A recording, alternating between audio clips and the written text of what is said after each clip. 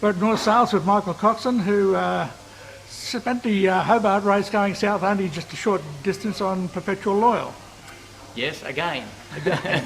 Mate, I've got to say that your first leg out of the harbour was absolutely wonderful. Tell us all about it. Yeah, it was a big thrill for everybody on board, and for Anthony Bell, the owner, and also for the sponsors, because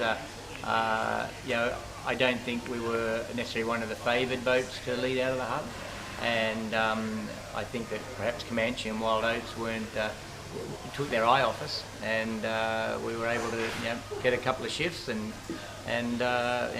get past them, which surprised me in one way, but not completely. I know the harbour pretty well. I've sailed it all my life.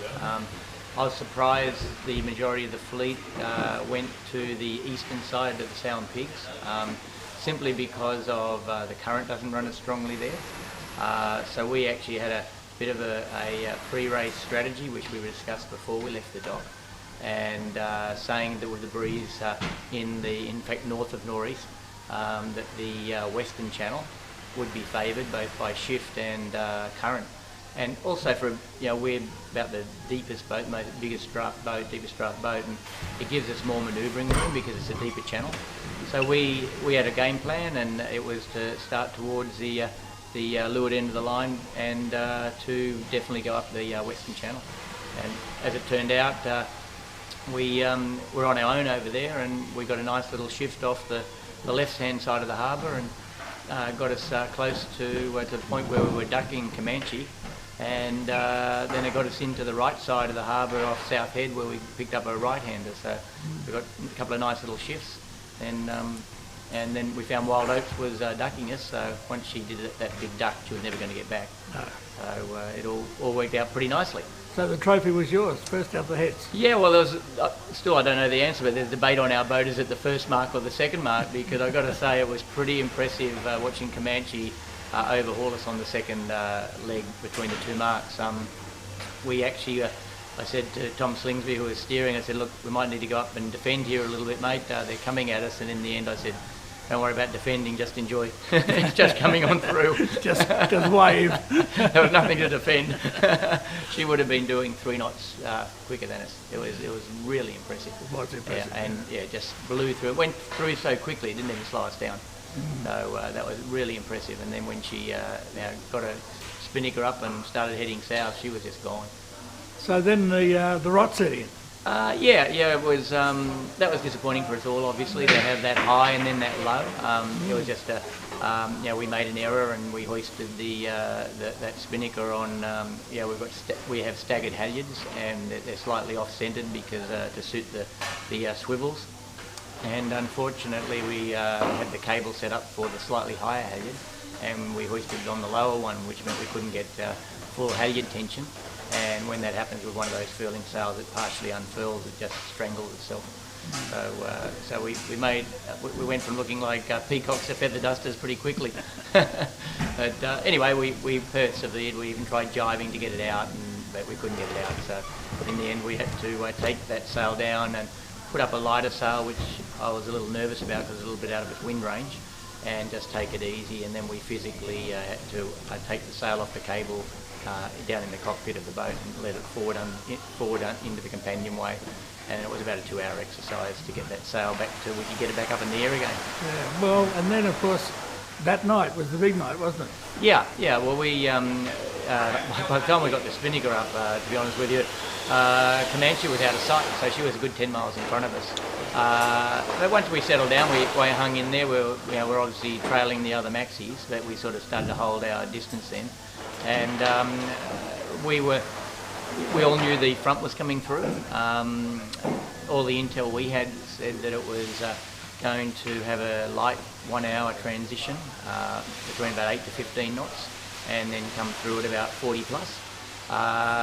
What the reality was that it actually came through within a matter of minutes from blowing 20-25 knots from the northeast till we found ourselves in a southerly of 40 plus knots. So it was a pretty severe transition. It was fast and it was cold. we were a little bit lucky too, because we decided, you know, it's a big heavy boat and it requires a lot of manhandling all the sails. So we skipped the transition of the sails. In other words, we went straight to having our storm sails up, meaning we had our Code 4 and Code 5 jibs ready to unfurl. So they were ready to go. We didn't try to go to a light air sail for the transition. So as it turned out, we were in good shape and had the right headsail up for the conditions. Then we ran into, like, a lot of the maxis. I've spoken to all of them. They all have stories of how they handled the transition. I think the boat that managed it best was Rambler. She seemed to be the only boat that seemed to keep her stuff together and kept going forward. And she did a really nice job through there. We ended up lowering our mainsail and sailing under the jib, basically to protect the mainsail as it came through pretty quickly, and we broke a reef line. So when we broke the reef line, we couldn't get into our second reef, and that had actually wrapped around our third reef inside the boom. So result was we thought better to lower the main and be more conservative. Had plenty of sail up. And then unfortunately, after we've settled down for an hour and a half, we did a routine check of everything, and we found some damage that we were thought would not be prudent to pursue our way or persevere into Bass Strait. So I think at the end of the day, safety comes first, and we had a talk about it and said, look, safety's come first here. We've got to turn the other way and head back to Sydney. Unfortunate. It was. It was a really experience for we had a number of celebrities on board, and it was a real eye opener for them to go from the fresh running conditions to then that they doubled their sailing experience in about 5 hours, I think. They hadn't been seen or been out in conditions like that before, but they were great. They hung in there, and we were pushing the boat pretty hard, and they basically, as they say, they have complete trust in us. And it made me realise how eerie it must be when you're suddenly in the middle of the night with people throwing buckets of water over you, and some blokes lashed you onto the side of the boat and said, "Don't worry, it'll be right, mate. Everything's okay." Well, there were 31 retirements from the race, of which 25% of those were down to mainsail or sail damage. So I notice you're not that busy in the loft at the moment. No. Well, it's like, it reminds me a bit of the good old days where I'd say the first probably 10 Hobarts I did, I would have pulled out of 5 of them with sail damage. That was in the old days of panel sails, and especially when Kevlar first came in, and it was fairly, relatively speaking, brittle compared to the old Dacron sails. So it's been a while since we've had a good kick in the teeth like that on a Hobart race. I think the media says it's the worst race in 10 years for conditions. And I think it's just a reminder of all of us with our seamanship, not to take it for granted, and it's boat handling. I mean, if you put a piece of material up in the air and let it flog, eventually it will let you down, or you will let it down. So I think it's actually a reminder to a lot of us of the importance of seamanship, the preparation, actually going out and practicing in anger. Because I think what a lot of us do, we do all of our reefing practice in pristine conditions. Yeah. We get very good at it, we time it, we do a nice job. But a number of the stories I've heard have reminded us of basic seamanship, such as we have down lines, because what happens on a big boat especially, when the breeze comes through that quickly, you start to reef, the sail actually starts blowing back up the mast because they're all on slides. And when the boat's heeling and the wind hits it, it actually starts to rehoist the sail. So on a big boat, we physically have what we call a down line on the luff of the sail from reef to reef, and we have to put it around a winch and actually winch the sail down against the wind. And a lot of the trouble I heard on the sails was that people didn't have their downline sorted or didn't have downlines. And as a result, they can't lower the sail. And when you have boats today with halyard locks on the mainsail halyards and the reefs, if you don't have your luff tight, you can't trip the next lock. So what was happening is the boats were lowering their mainsails. They'd come down partially, the headboard would start coming down. But if you don't have a tight line between the halyard lock, say you're in the first reef, and you want to go to the second reef, if the luff of your sail mainsail is not tight, it means you can't get to your trip for the lock, and to trip it off the halyard lock to go to the next reef. And this is what was happening, and people were being caught unprepared in those conditions, and that's I think caused quite a lot of damage to the sails. I see on your website that Mark Richards has made a statement as to what happened on Wild Oats. Batten breaking, spearing the mainsail? Yeah, well, that was very kind of him, because the initial report came through that they retired because of mainsail damage. And I think Mark realised afterwards, being the gentleman he is, that didn't, it sounded as if the mainsail had let them down. And in speaking with the crew, the mainsail hadn't let them down in any way. They actually had some issues, and they broke 3 battens, and the carbon battens poked through the sail. And obviously when you poke splinters of carbon through, that's what actually caused the damage, was the actual battens breaking. And they, like us, were flogging their mainsail for over half an hour. And you just can't do that. What eventually happened was the battens broke, and that's what caused the damage. Well, it's unfortunate they didn't have another mainsail to put up. I have another mainsail. Yeah. well, they were all very keen on keeping the weight out. But right. The 3DI mainsail are incredibly reliable. Yeah. So they don't fail like in the old days. So the 3DI just is really structurally sound. I mean, it's Volvo technology, around the world technology, and they're pretty well bulletproof. And but their issue was they actually broke the battens. Talking about sails, it's interesting that the race, started by northeast, then to southeast, southwest, northwest, down the coast of Tasmania into Hobart. Asymmetrical sails and regular sails. Which one is the better way to run? Is it the symmetrical sail or the asymmetrical sail? Well, it's horses for courses. I mean, most modern boats will go to asymmetric sails, and because they're more high performance. So if they can put the bow up, and their VMG downwind is better by travelling the greater distance at the faster speed, that suits an asymmetric sail. Some of the older style hulls, which are probably the wider boats at shorter length, tend to still sail very well with symmetrical spinnakers, and where they want to point more at the mark and just basically aim at the mark, because if they heat up, they won't necessarily get the extra speed to warrant travelling the extra distance, which is no different to going. It's the reverse of going upwind. So going upwind, you want to go. If you go too low and fast, it might seem nice, but you don't get to the top mark first. No, of course. So you've got to have this balance between speed and height. And so upwind, you want to go higher and a little bit slower will normally get you better than going low and fast. Downwind, it's the same sort of story. If you go higher, you've got to go fast enough to warrant the extra distance travel. So modern boats prefer the asymmetrics, and the older style boats prefer the symmetrical spinnakers. So you didn't really answer my question. I just sort of ended up with nothing there, didn't I? What do you want me to say? Get a new boat.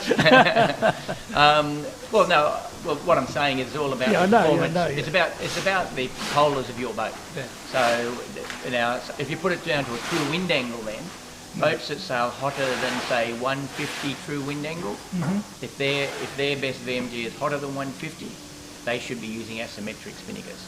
If it's lower than 150, in other words, 150 down to 180, meaning you'd be dead square, that's when you fall into a symmetrical sail. Oh, that's good. Yeah, so I would be using a symmetrical sail if your boat's best polars are below 150 through wind angle.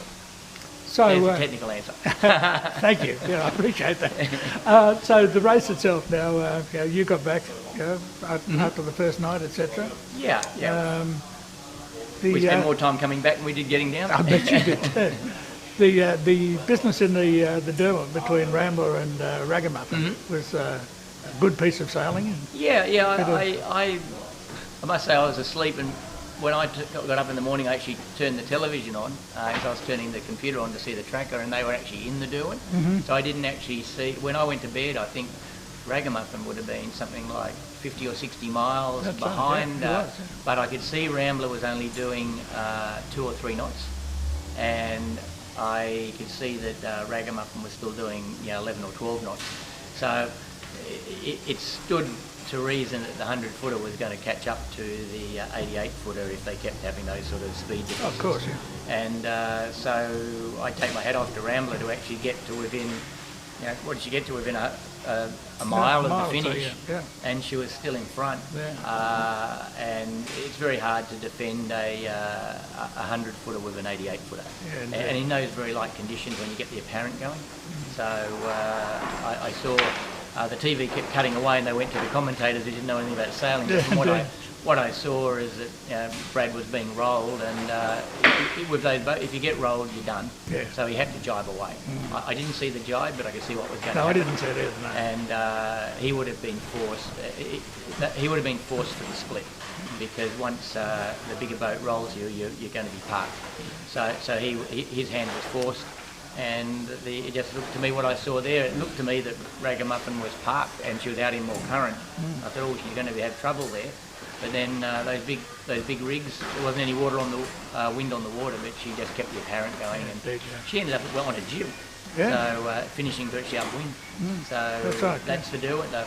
So they did a nice job to sneak over the line there. I don't think Rambler could have done anything else to defend it. Sure, yeah. Yeah. I mean, if they realised that 2 minutes later they were going to go from running to being on a wind, which I couldn't see how or why that was going to happen, but it did. They maybe could have rolled their A sail up and put a jib up earlier, but who was going to pick that? Yeah. Dagger boards, mate. Dagger boards. They're busting them all over the place now. Yeah. Well, what's the story here? Why is this all happening? Well, I think the real answer to that is I would suggest is seaway, because when you can design, obviously all these boards are designed to be strong enough, and they've got to have it's a bit like engineering a bridge, you've got to have a safety factor. But the safety factor when you start falling sideways off seas, that's obviously what the issue is. So all of the boats would have a maximum speed they can carry their dagger boards down. For instance, on Perpetual Loyal, we can't go over 14 knots with maximum board down. We know that past that's our cut-off. I don't know where the numbers come from, but that's what we've always sailed the boat to, that we risk breaking the board if we sail above 14 knots with maximum board down. So I think if you think about 14 knots, it's not all that fast for a maxi yacht. No, of course not. No. But you then think of they're going upwind, and then with maximum board down, you might only be doing 12 knots of speed, but then you fall sideways off a wave. What's the equivalent then in loads to what 14 knots would be? I would say it'll double or triple it. And I would suggest, without knowing without knowing the details of each breakage, I would suggest it was side force falling off waves, and it's just extreme conditions. And so, is the answer that you've got to reduce board earlier, maybe going upwind because of that? That may be one of the solutions. Or is it just straight out the boards need to be engineered to be stronger? But when they're stronger, they're heavier, and weight's a big factor. And the other thing is they're trying to build high aspect thin boards. So on Perpetual Loyal, our boards are actually quite wide and long because they were designed 10 years ago. The modern boards now, it reminds me of the difference between a Malibu surfboard and one of the little boards that are about 6 foot long. So I think that the small boards, they don't want to have them small in chord. In fact, that's not aerodynamically or hydrodynamically fast. So they've got quite a challenge there. But they may need to reduce the area, meaning reduce the board, even going upwind, reduce the amount of board that's down, because that obviously reduces the lever action on them in that seaway condition. So it's probably something they've got to learn and have a chart to cross, and I think they would have probably said, we're going upwind, we carry full board. But when you take that sea stating into account, perhaps you shouldn't be carrying full board going upwind. Yeah. And also to finish off with Wild Oats. What, third out of the heads? Yeah, well, she had a great start. You've got to hand it, Rico and the boys, they started really, really well. I'm not sure we went the other side of the Sound Pigs we discussed. I'm not quite, I think they were, to me as an observer, I think there was a match race going on between them and Comanche. And I think no one was expecting us to come into play, and I think when we came into play, it spooked the herd. Yeah. And I think when the herd got spooked, we got past both of them. So we were lucky they probably took their eye off the ball and were doing a bit of a match race situation rather than. And the only reason they were third out of the head is because we unfortunately ended up getting them on port and starboard, and they had to do a huge dip. So if they crossed us, they would have been fine. They couldn't cross us, so they ended up having to do quite an aggressive dip. And when you pull a maxi yacht away at that angle and run parallel down against another one, you can't turn them up quick enough. You lose another 3 lengths. By the time they would have turned back up on a wind, they could have never tacked and come back at us. So I think it was just the fact that we ended up being there, which wasn't a part of their party plan. No, of course not. And there's all Comanche, and that just gave an opportunity to us and cost them an opportunity. But they were still third in the fleet when they pulled out too, so they hadn't made up anything really. No, but that was pretty. New boat, lots of changes. Do you think it's worked? Yeah, certainly from speaking with Ian Murray and Mark Richards, they think that the boat is an improvement, better boat. There's no question about that. I think the conditions you're talking about were power sailing still. Although it was VMG running, it was quite fresh. So that does play into the hands of the wider boats. If you looked at it, and correct me if I'm wrong, I think when you say they were third on the water, that was to Comanche and to Rambler. Comanche and Rambler are the powerful boats. They're the boats that can carry their sail, and they really get the apparent forward in those stuff. The narrower boats, which would be both Wild Oats and Ragamuffin, they've got to sail under their spinnakers. In other words, they don't have the righting moment that the two wide boats have in Comanche and Rambler. So what the Ragamuffin and Wild Oats have to do, being narrower boats with less righting moment, effectively, they've got to sail down the course. So I think you'll find if they had their time again, that I think they were trying to sail similar angles to the more powerful boats.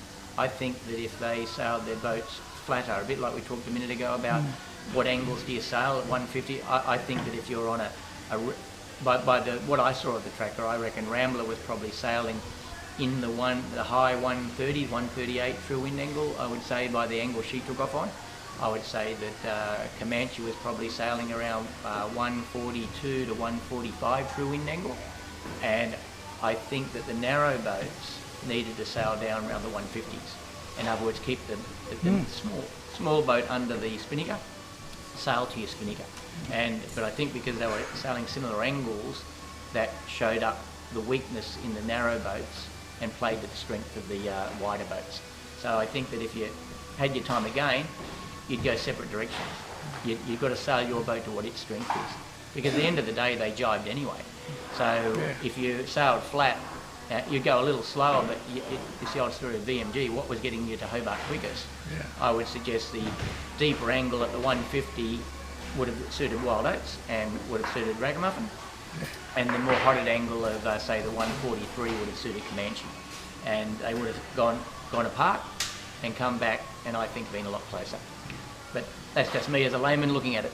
Mate, that's good advice for all sailors to recognise that with their boats. Know your boat. And so I think in fairness, because Wild Oats had a lot of changes done to their boat, they probably still weren't sure of how to sail the boat. Yeah. So, and I think that would be probably a fair comment. They're probably, it's sort of, you think you want to go as fast as the boat alongside you, but fast is a two-way street.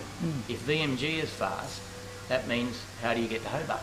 If that means go 1.5 knots slower and sail 10 degrees lower, that's going to get you to Hobart quicker, or you sail your boat that way.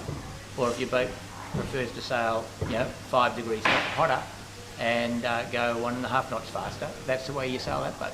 So I think you've got to learn your boat. So I think where Wild Oats may have still been learning or wondering and testing was what angles can they do with their boat now, because they've also got that side foil too. Yeah, indeed. I can't remember, they call it the ironing board. ESS. What they call it. And I know they were playing with that, and they would be learning to see, well, at what point do we put that in, and when does that help us, and what is the best angle to sail. So I think your comment is fair. They're still learning their boat. And if you took it back 12 months beforehand, Comanche was learning their boat, and Oats sailed away. Okay. Initially, Comanche got the jump, and then Oats, and then they got into different conditions. That's right. They didn't know how to optimise their boat, Comanche, in those conditions, and Oats took advantage of it. I saw a similar situation in reverse this time. Yeah. So it's over and done with for 2015, 2016. You know, it's early days yet, but what's your plan for that? Oh, I don't know. Well, mate, you must have a plan. A plan for Hobart or for life in general? For Hobart, we'll wait and see. We're here to help our customers and clients the best we can. So we'll just stand by, and I'll be there to help whoever needs some help. If they want me, I'm getting a bit old for it now. Mate, we're going to Hobart next year, so you better go the whole way. Right. I certainly would like to do that. So I haven't yet spoken with Anthony Bell about what his plans are. I'm loyal to the loyal program, and sure. you know, it's a great cause for charity. It is, indeed. And it's a really big deal to me helping them with the charity. So I got my friend Grant Simmer came along with it this time. Maybe I can get him back to do a little bit more of the Hobart race next year. So I don't know. I haven't thought that far ahead. And Anthony's talked about selling the boat. I don't know. We'll see where he's at. Often when you don't finish a race, you want to come back and do it again. Indeed, so let's hope he'll want to come out and do it again. Unfinished business. Yeah, unfinished business. Let's hope. Yeah. All right, mate. Well, all the best. Thank you very much. No problem at all. Thanks, Thank you. Coco. Good on you.